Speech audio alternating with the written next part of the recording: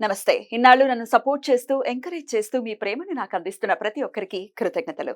అలాగే ఈ వీడియో కూడా ఖచ్చితంగా మీకు ఉపయోగపడుతుంది. లైక్, షేర్ అండ్ సబ్స్క్రైబ్ చేసి మీ సపోర్ట్‌ని నాకు అందించండి. అలాగే ఈ వీడియో పట్ల మీకున్న అభిప్రాయాన్ని కామెంట్ సెక్షన్‌లో కామెంట్ చేసి తెలియజేయండి. ఇప్పుడు వీడియోని చూద్దాం. జ్యోతిష్య శాస్త్రం ఒక అద్భుతం. వేదాంగమైన జ్యోతిష్య శాస్త్రం అనేటువంటిది మానవ జీవన గమనానికి ఒక వరం. జ్యోతిష్య శాస్త్రం నీ జీవితంలో వెలుగునింపే ఒక భాష. ఆ భాష నీకు అర్థమైతే ప్రకృతి నీతో మాట్లాడుతుంది. అస్ట్రాలజీ నేర్చుకోవాలి అనుకునే వారికి అద్భుత అవకాశం. మురళీధర శర్మ గారి అస్ట్రాలజీ క్లాసెస్ అతి త్వరలో మొదలు కాబోతున్నాయి. 100% జాబ్ గ్యారంటీ. వివరాల కొరకు సంప్రదించండి. నమస్తే, వెల్కమ్ టు అవర్ ఛానల్. నేను పద్మిని. ప్రస్తుతంతో పాటు ప్రముఖ ఆధ్యాత్మికవేత్త, ఆస్ట్రోన్యూమరాలజిస్ట్, వేదిక్ వాస్తు స్పెషలిస్ట్, శ్రీ విద్య మరియు హనుమత్ ఉపాసకులు బ్రహ్మశ్రీ డాక్టర్ సిస్లా జయశంకర్ గారు మనతో పాటు ఉన్నారు. మాట్లాడదాం. సార్ నమస్తే. సార్ సార్ నక్షత్రాల గురించి చెప్తూ ఉన్నారు.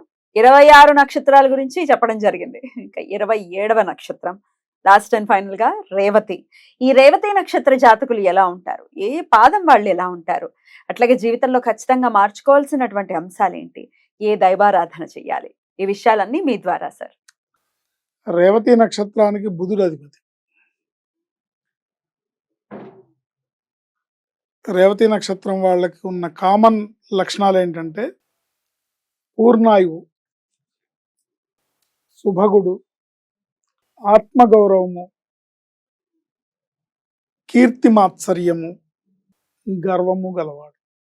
పూర్ణాయువు, శుభగుడు, భార్యకు వసుడు, ఆత్మగౌరవము, కీర్తి మాత్సర్యం అంటే పేరు ప్రఖ్యాతులు సంపాదించుకోవాలని కోరిక ఎక్కువ ఉంటుంది. గర్వము గలవాడు, ప్రయత్నంతో సకల కార్యసిద్ధి, పరిస్థితులకు అనుగుణంగా ప్రవర్తించుట, దానివల్ల రాణింపు, జాగ్రత్త పాటించుట అవసరం. పరిస్థితులకు అనుగుణంగా ప్రవర్తించుట వల్ల రాణింపు. ఒకవేళ అలా లేకపోతే ఏంటి, అలా ఆ విషయంలో జాగ్రత్త అవసరం. పరిస్థితులకు అనుగుణంగా ముందుకెళ్ళాలి. 1వ పాదంలో ఉన్నవాళ్ళు తగాదాల ప్రీతి, విద్వాంసుడు, సమర్థుడు, పరిస్థితుల దృష్ట్యా వచ్చిన ప్రతిస్పందన వల్ల రాణింపు, ఓపిక అవసరం, ప్రయత్న సిద్ధి. ప్రయత్నం చేస్తే కార్యం సక్సెస్ అవుతుంది, చేయకపోతే సక్సెస్ ఏ ఉంది, ఫెయిల్యూర్ ఏ ఉంది. ప్రయత్నం చేయకపోతే ప్రయత్నం అనేది చాలా అవసరం, ఓపిక అనేది చాలా అవసరం. 2వ పాదం వాళ్ళకి ధైర్యము, విషయాసక్తి, కోపి, లౌకిక స్థితికి ప్రాధాన్యత వల్ల రాణింపు, ప్రయత్నపూర్వక కార్యజయం, నిబద్ధత ఉండాలి. ఇది 2వ పాదం వాళ్ళకి. 3వ పాదం వాళ్ళకి మందబుద్ధి, పగగలవాడు, బీదవాడు, సిన్సియారిటీ, విలువలే ప్రాధాన్యంగా ఉన్నవాడు, ఒరిజినాలిటీ వల్ల రాణింపు ఉంటుంది. 4వ పాదం గల వాళ్ళకి నీతి నియమము కలిగి శత్రుజయ వెలందులకు సాహసాలు అవసరం. నీతి నియమము కలిగి శత్రుజయ వెలందును పొందుతారు. సాహసాలు అవసరం, ఎప్పుడూ జాగ్రత్తగా వ్యవహరించాలి. కమిట్మెంట్ పనికిరాదు. విచిత్రంగా ఉంది. అంటే కమిట్మెంట్ అంటే ఎదుటి వాళ్ళకి, అంటే మీకు ఏదో చేసేస్తానని మాట ఇవ్వడం, కరెక్ట్. కమిట్మెంట్ ఇవ్వడం, ఎందుకంటే అది నెరవేరే అవకాశం లేకపోతే ఇబ్బంది పడతాం కాబట్టి కమిట్మెంట్ ఇస్తే నెరవేరదు, ఇబ్బంది పడతారు. చేయగలిగిన సహాయం చేయాలి, చేస్తాను పని చేసుకోవాలి, కానీ కమిట్మెంట్ ఇవ్వకూడదు. ఇస్తే దానివల్ల వచ్చే భంగం వల్ల ఇబ్బంది పడాలి అని అర్థం. Right sir. ఇది ఈ నక్షత్రం వల్ల లక్షణాలు. బోల్డ్ అంత తేడా ఉంది సార్. ఒక్కొక్క పాదానికి ఒక్కొక్క లాగా ఉన్నారు డెఫినెట్ గా. అయితే కోపం అనేది ప్రధానంగా ఉండేటటువంటి అంశం అని అంటున్నారు. అలాగే కమిట్మెంట్ కూడా ఇవతల వాళ్ళకి ఇవ్వకూడదు, మీకు మీరు కమిటెడ్ గా ఉండాలి అని చెప్తున్నారు. మనం కమిటెడ్ గా ఉండొచ్చు, బట్ ఎదుటి వాళ్ళకి మీరు కమిట్మెంట్ ఇస్తే అది ఫాల్స్ ప్రామిస్ అవుతుంది అని అక్కడ మహర్షి ఉద్దేశం. ఫాల్స్ ప్రామిస్ వస్తుంది, నెరవేర్చలేకపోతే అది ఫాల్స్ ప్రామిస్ అవుతుంది, అదో దోషం. అందువల్ల కమిట్మెంట్ ఇవ్వకూడదు అని. Right sir. ఖచ్చితంగా మార్చుకోవాల్సినటువంటి విషయాలు ఏంటి సార్ వీటితో పాటు? ఖచ్చితంగా అంటే ఈగో తగ్గించుకోవాలి, కోపాన్ని తగ్గించుకోవాలి. ఇవి 2 తగ్గించుకుంటే బాగుంటుంది. ఆత్మగౌరవం అంటే పాజిటివ్ ఈగో ఓకే కానీ నెగిటివ్ ఈగో ఉంటే కనుక తగ్గించుకోవాలి. కీర్తి మాత్సర్యం అంటే పేరు ప్రఖ్యాతుల కోసం ఏదైనా చేస్తారు అని గర్వం ఉంటుంది, ఆ గర్వాన్ని తగ్గించుకోవాలి. తగ్గించుకుంటే సకల కార్యసిద్ధి జరుగుతుంది.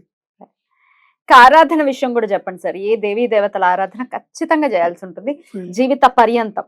జీవితాంతం వీళ్ళు విష్ణుమూర్తి ఆరాధన వదలకూడదు. ప్రతినిత్యం విష్ణు సహస్రనామం పారాయణ చేయాలి. ప్రతినిత్యం ప్రదోష వేళలో లక్ష్మీ అష్టోత్తరంతో పాటు విష్ణు సహస్రనామ స్తోత్ర పారాయణ చేస్తే వీళ్ళకి జీవితంలో ఏ లోటు లేకుండా జరుగుతుంది. Right, beautiful sir. మొత్తం 27 నక్షత్రాల గురించి కూడా మాట్లాడుకోవడం జరిగింది. అయితే 27 డెఫినెట్ గా చాలా వ్యత్యాసం ఉంది. అసలు పాదాల్లోనే ఇంత వ్యత్యాసం ఉంటే నక్షత్రానికి బోల్డ్ అంత వ్యత్యాసం ఉంటుంది. అయితే ఈ 27 నక్షత్రాల్లో కూడా చూసుకుంటే విచ్ ఈస్ ద బెస్ట్ నక్షత్ర అంటే ఏం చెప్తారు మీరు? రేవతి నక్షత్రం. ఎందువలన? ఎందువల్ల అంటే నా నక్షత్రం ప్రేమ ఉందా? కానీ ఎండ్ ఆఫ్ ది డే మాట్లాడుకుంటే ఏ నక్షత్రానికి ఉండేటటువంటి తత్వాలు అలా ఉన్నా డెఫినెట్ గా వాటి తత్వాలని అనుగుణంగానే పిల్లల్ని ఏది మంచిది ఏది చెడ్డది ఏది విశేషమైంది అనే చెప్పుకోవడానికి లేదండి. అదే నేను అడగబోయేది కూడా అదే. నాకు సంపత్తారలు అంటే మహా ఇష్టం, క్షేమతారలు ఇంకా ఇష్టం, సాధన తారలు మరీ ఇష్టం. తార అనేది డెఫినెట్ గా నక్షత్రాన్ని బట్టి. ఇప్పుడు నాకు ప్రత్యత్తారో లేకపోతే నాకు నైదన తారో అయితే అవి ఆ నక్షత్రాలు అంటే నాకు ఇష్టం లేదంటే ఎట్లా? అవి పనికిరావు అంతే, మనకి పనికిరావు. అదే రేవతికి పనికిరావు. Right right sir. డెఫినెట్ గా ఇందాక నేను చెప్పాలి అనుకుంది ఏంటి అంటే నక్షత్రం ఏదైనా అయి ఉండొచ్చు కానీ బ్రాటప్ అనేది డెఫినెట్ గా మేజర్ రోల్ ని ప్లే చేస్తుంది. పిల్లల్ని పెంచే విధానం మేజర్ రోల్ ని ప్లే చేస్తుంది. రకరకాల అభియోగాలు ఉన్నాయి కొన్ని నక్షత్రాలకైతే. పాపం ఆశ్లేష ఇలాగా మూలం ముంచుతుంది, జ్యేష్ఠ ఇవన్నీ తప్పుడు అభియోగాలు, ఇవన్నీ మంచిది కాదు. జ్యోతిష శాస్త్రం ఏం చెప్తుందో దాని ప్రకారం ఇప్పుడు మనం పుట్టడం అనేది మన చేతుల్లో లేదు. మన తల్లిదండ్రుల్ని మనం ఎంచుకొని తెచ్చుకోవట్లేదు. మనం ఏంటి అంతా దైవ నిర్ణయం, కర్మ ఫలితం. బ్యాలెన్స్ షీట్, గత జన్మ బ్యాలెన్స్ షీట్ మనం ఈ జన్మలో మనం జన్మ తీసుకుంటున్నాం. ఈ జన్మలో మనం భగవంతుడు ఏ జన్మ ఇచ్చాడో ఏమిచ్చాడో, ఏ నక్షత్రంలో మనం పుట్టామో, ఏ పాదంలో పుట్టామో, ఏ రాశిలో ఉన్నామో, మన గ్రహస్థితి ఎలా ఉందో దానికి అనుగుణంగా జ్యోతిష్ శాస్త్రం ఏం చెప్పిందో దానికి అనుగుణంగా ఈ నక్షత్రానికి ఈ రాశులకి మన గ్రహస్థితికి ఉన్న ప్లస్ మైనస్ పాయింట్లు బేరీజ్ వేసుకుంటూ జ్యోతిష శాస్త్రం యొక్క సపోర్ట్ తీసుకొని చేయకూడదన్న పనులు చేయకూడదు, చేయాల్సిన పనులు చేయాలి. అంతే, చేయకుండా ఉండకూడదు. చేయాల్సిన పనులకేమో ఎందుకు చేయాలనే ఒక వితండవాదం, చేయకూడని పనులేమో చేస్తే ఏమవుతుందనే వితండవాదం కొంప ముంచుతుంది అనే విషయాన్ని గ్రహించాలి. ఇప్పుడు చాలా ఇళ్లలో ఇదే పరిస్థితులు ఉన్నాయి. డెఫినెట్ గా మేము మారాలి. ఎండ్ ఆఫ్ ది డే బుద్ధి కర్మానుసారిని అంటారు. సో ఆ బుద్ధి అలాగే పుడుతుంది, ఎందుకు చేయాలి అంటారు. ఎవరిని ఏం చేస్తాం, ఆపలేము. ఆపలేము. ఎంతో కొంత